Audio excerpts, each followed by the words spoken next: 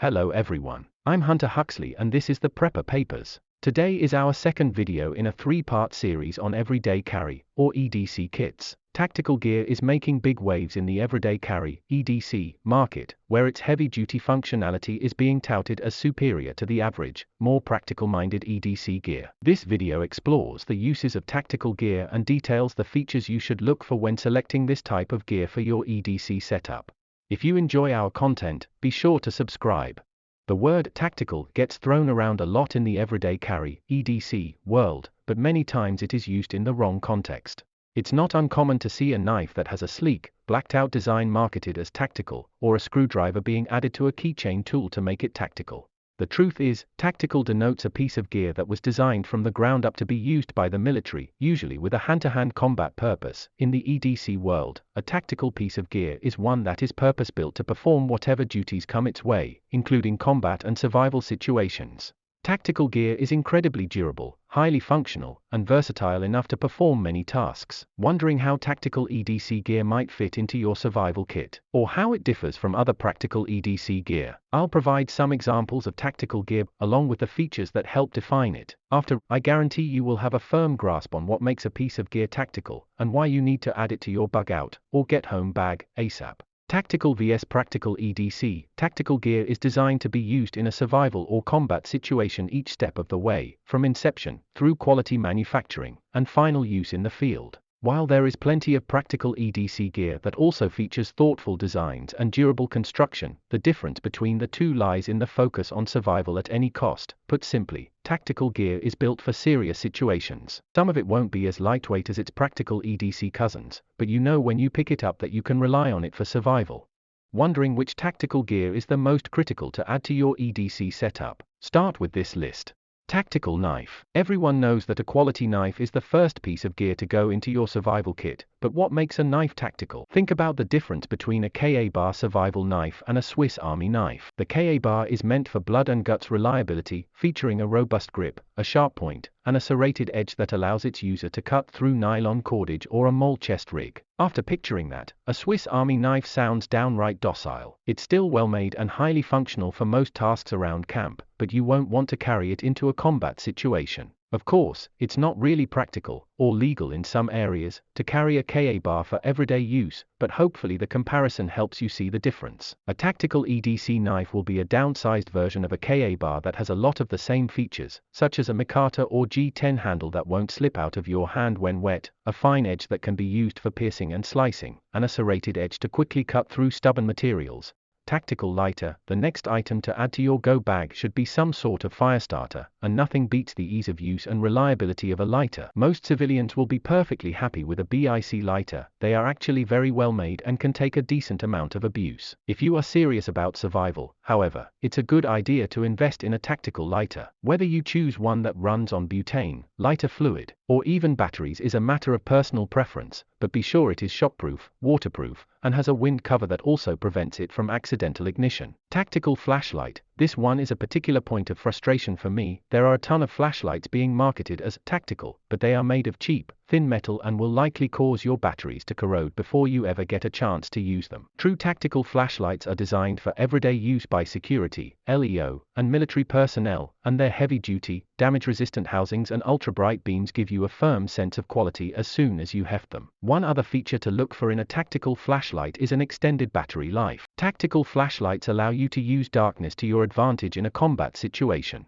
If you are familiar with the interior of the building or the layout of the terrain you are in, you can maneuver to a flank position, get the intruder's attention, and light them up with the flashlight when they turn your way. Their temporary blindness will give you the upper hand to attack or make your escape. A regular flashlight doesn't throw enough light for this technique, so be sure you carry a tactical model that puts out at least 3000 lumens. Most tactical flashlights also feature a knurled rim that allows it to be used as a baton.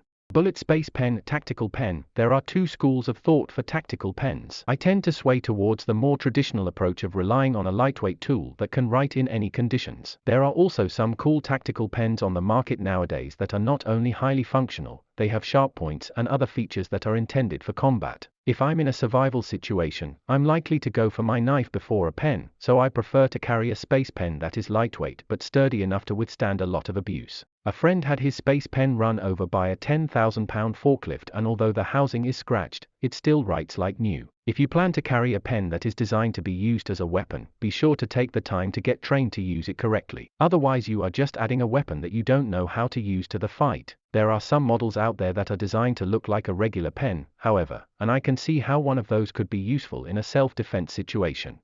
Minimalist Wallet. You know you are holding a legitimate tactical wallet when it crosses over from being a simple receptacle for paper money and credit cards and turns into a weapon, a tool, or any other mechanism that can save your life in an emergency. Be careful here, because while there are a ton of great minimalist wallets on the market, there honestly aren't that many that could actually save your life. A tactical wallet will usually feature a concealed knife blade, along with a credit card-sized selection of tools. Some feature paracord lanyards, fire starters, and even indentations for your fingers, allowing you to use it like brass knuckles. While it seems a little silly to expect a wallet to save your life, you won't be laughing after it does. Tactical Multitool. A multitool is an extremely versatile device that lives up to its name. There are plenty of cheap ones on the market, and even some that are well made aren't up to snuff for tactical use. The original Leatherman's and Gerber multitools still hold their own in this regard, although they are heavy and bulky. They get the job done with no fussing around. Look for a newer model from either of these brands and you're likely to be in good shape. I always caution would-be multi-tool owners to carefully consider the functions they really need before buying one, since there are plenty of useless features being added to these things. Choose one that at least has a knife, a usable pair of pliers, and a Phillips and flathead screwdriver. Tactical Backpack EDC Gear Case.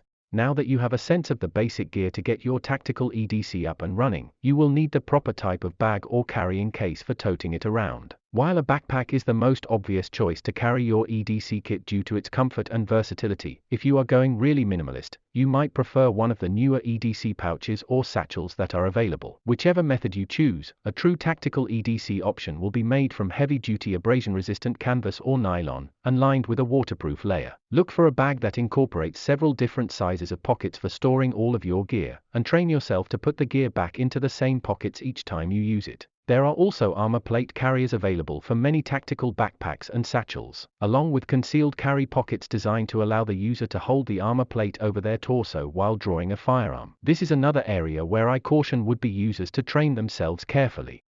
Tactical versus practical, which is better? While tactical gear is highly functional, and let's be honest, pretty darn cool, the reality is that most tactical equipment costs more, and is much heavier, than the average practical EDC items. If you are on the fence about investing in tactical gear, I would encourage you to consider adding 1 or 2 tactical items to your EDC kit, and then choose quality practical EDC items to round out your setup. At a minimum, anyone interested in having a self-sufficient EDC setup should always carry a quality knife, a slim wallet, cash, a flashlight, their cell phone, a first aid kit, a notebook and pen, a water bottle, paracord, and some sort of personal protection. As you become more comfortable with your EDC setup, you might choose to invest in more tactical gear down the road, or you might be just as happy sticking with lighter practical EDC gear if it suits your needs.